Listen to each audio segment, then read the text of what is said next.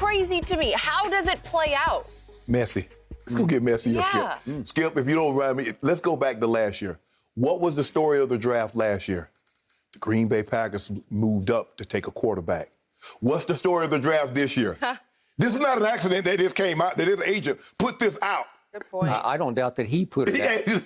This is not an accident, Skip. Yep. Oh, you want to show me up. This was the ultimate touche. Yes. Oh, you thought you was in the catbird seat. We gonna show Aaron Rodgers. Yeah. We back in control. Okay, this is what I'm gonna do. Boom. And you saved it for draft day, right? For a draft. Because he could have released this, Skip, because here's the thing. This goes back not just last year, Skip. This goes back 2 years ago when they hired the new coach. And it was reported by someone very, very close in the Green Bay organization, and they told a reporter, they said that Mark Murphy reached out to Aaron Rodgers and said, don't you be the problem. That is now, correct. Skip, That was in the Bleacher Report. Skip, when it gets that specific, that means only a handful of people knew that was said. For that, I can assure you, Aaron Rodgers ain't releasing that. He's not telling somebody, man, you know what that joker told me? He told me I better not be the problem. That came from the front office. And what we've seen from Aaron is not very forgiving. He's not easily forgiving. He holds grudges. He didn't forget that. He's like, y'all leaked that. Y'all leaked that to make me look bad. Now turn around. Not only did you not tell me you're going to select a quarterback, you moved up to get him. Okay. I watch all these other quarterbacks that have the cachet that I have. They gave Tom Brady whatever he want. Tom, you want AB? We got him. You want us to get Gronk? We got him. You want us to select the offensive tackle? We'll get him. What you want, Tom? You want Leonard Fournette? You want to play out Lenny? We got him. Aaron, shut up. Play football. We run this. You play quarterback. So he says, okay, enough. It's not an accident that he went all in. Skip, he started talking about this after the game, remember? Remember right after the game, he's like, I don't know what my future holds. The cards are not in my hands. That's not an accident. I knew this was going to get messy when they leaked that about, they told him, don't be the problem. Yep. I knew the very moment that they selected a quarterback. Skip, the guy I can see, Skip, if they hadn't been in the playoffs in a minute, Skip, they went to the NFC Championship game. And then he turns back around and he follows that up with an MVP season. And I know once he won that MVP season, he said, I'm really in the catbird seat.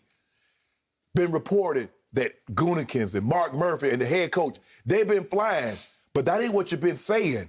You say, we don't talk about players. We don't do this. We don't do that. Now, all of a sudden, Skip, it's a situation, the relationship. Up there, if you believe, it's all good. I don't really care. As soon as they head out the door, okay, babe, I'm sorry, what I need to do? What I need to do to make it right? You can't make it right because you already done showed me. You told me you didn't care. It's going to end real bad. It's already. I know we want to hold on to him. We want to commit it. See, you don't commit after you committed to someone else also. You can't do that, Skip. He said, how you committing to me? You got a girlfriend. You got her on the side. You got Jordan Love. That's your boo thing. That's who you got to replace me. I don't think she's on the side. She's out front. You can't, Skip. He said, hold on. How you say you're going to commit to me now? When last year you went to the draft and you moved up. Yep. The guy didn't even slide. At least I slid to you. You didn't even trade up to get me. I fell in your lap. I don't see how they make this better. It's being reported that he's turned down contract extensions. He's rebuffed their time, want to talk. He ain't trying to hear anything. But it's the one thing we know about Aaron, Skip, is that when you ruffle his feathers, he never forgets it. And he's not the easiest to like, okay, you know what, let's try to make... I don't see this ending well. I see this Aaron Rodgers is going to force his way out of there. And we knew this was coming. Oh, Skip, you covered this game too long. You know how quarterbacks are. That's the one position, and that's why coaches are very reluctant. Only Coach Belichick is the only guy that I know that will criticize a quarterback in front of his teammates. I played 14 years. I'm not saying John Elway. I'm talking about even the other quarterbacks. Yep. I've never seen the head coach chastise them publicly the way Coach Belichick would do Tom. So that's an isolated incident in the 100-year history. And for them to do what they did to him, quarterbacks got really, really thin skin. They got really huge egos with that big. And for you to do that, he up out of this, Skip. Okay. Aaron Rodgers has the biggest ego of any quarterback in pro football. That's what I believe. I also think he is often a blame-deflecting, finger-pointing diva who is very difficult to get along with inside the locker room and with management upstairs. It's just he's hard to handle. He has been spectacularly great during regular seasons, not so much in the postseason. Correct. So the point is they have been trying to find a way to replace him for at least 2 years because it started with that bombshell report. They're trying to ease him out the back door for 2 years. Right. And Jordan Love was their first attempt that was public and in his face to go to, and they did not notify him. They did, and they said last night, Gutekunst said, well, things happen on the fly in a draft. There was no time. No, there was time. You knew you were taking a quarterback. You could have pulled it off. Exactly. You could have made one quick call to him just to say, hey, just so you know this is coming, and it would have made him feel slightly better, but only slightly better. And they didn't confer with him about the coaching situation. He was totally left out of the loop and just said, don't you be the problem, though. Well, that was the call from Mark Murphy. Yes. Just informing Aaron that we just hired this unknown kid, right? Correct. He's just a kid, Yeah. Matt LaFleur, Correct. who was on the Washington staff, right? And that was the phone call, reportedly, that Mark Murphy ended with, from this point forward, don't you be the problem. Right. Okay. And that got out. Okay, it got out, but he was put on notice publicly by his manager. Yes. Going all the way to the top. Yes. Okay, so to your point, yesterday was his get back, and he waited a whole year to get even with them, and then he just threw it right in their face on draft day leading to draft night.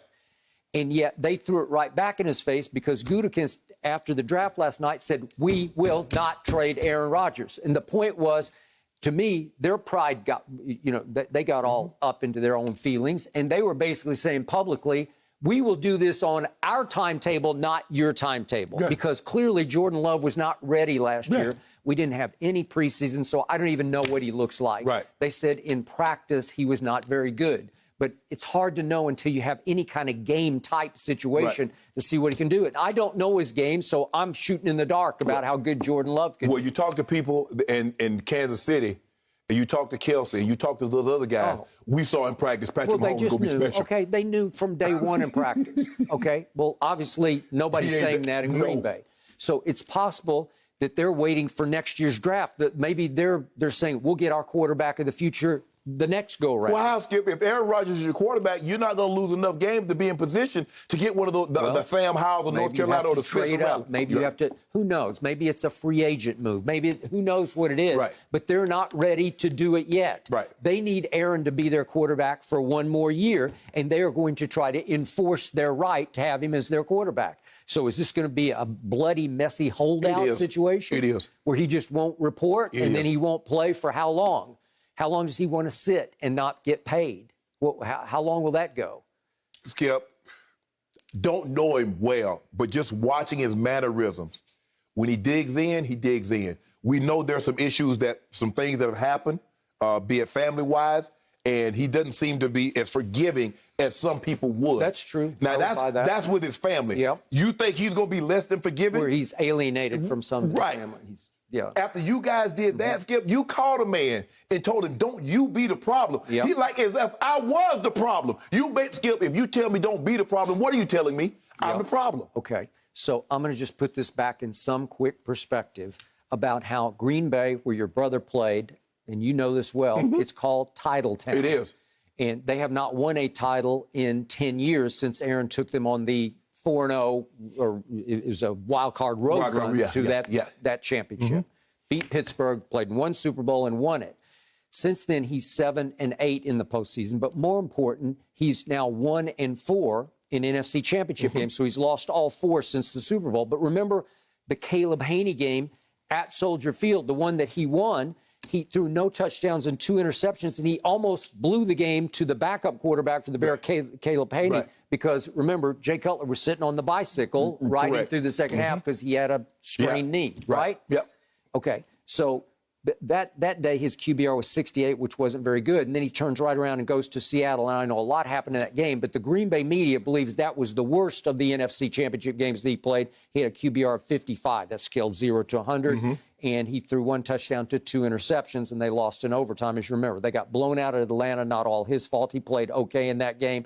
But then at San Francisco 2 years ago, he had a QBR of 23, scale of 0 to 100, and was just, by his standards, he was pathetic in that game, which led to the one against Brady at Lambeau.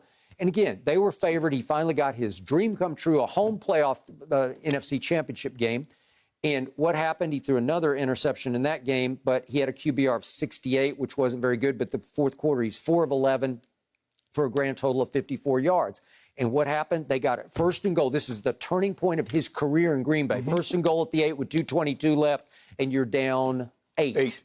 31 to 23. And they go, if we could see those plays quickly, he goes to Lazard. I think this was to Lazard. That's just a bad throw. The next one, he's going to force it to Devontae, who's his guy, and he just missed him wild high. And then here's the big 3rd and goal, and you say, run, run, run, go, Aaron, and he forces it back across his body to a supremely, completely covered Devontae, double covered at the goal line. And the young coach, Matt LaFleur, says, I'm out, man. I'm going to take the field goal. Aaron, okay? Aaron, and that was the end of it. He's like, look, no, bro. You rolled me here. Ride me home. Okay? So he was a runaway MVP, and I take nothing away from that. He was nothing but great last year and a big bounce-back year for him. But then that happened, and that's not Titletown. And so many of the ones that he's won in the postseason were kind of fluky wins against Joe Webb, Kirk Cousins, the Dez Caught-It game, the Giants boat trip game. You know, you could go on and on with the ones that he sort of, the Mason Crossbar game at Jerry World.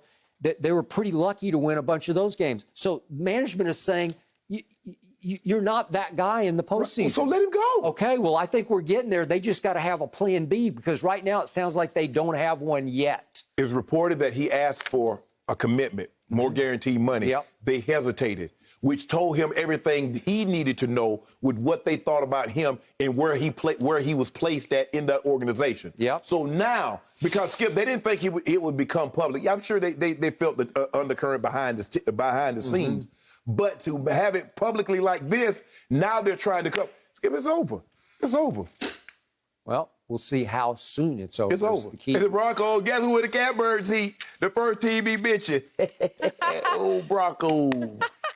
Oh, Broncos. Feeling good about it over there? I see that. What was the first word you said, Shannon? Messy? I think it's going to continue to get messier surrounding that. Thank you for watching. You can subscribe here to get the latest from the show, and be sure to check out more of the best clips from Undisputed, or go watch a few other segments from our other shows on FS1.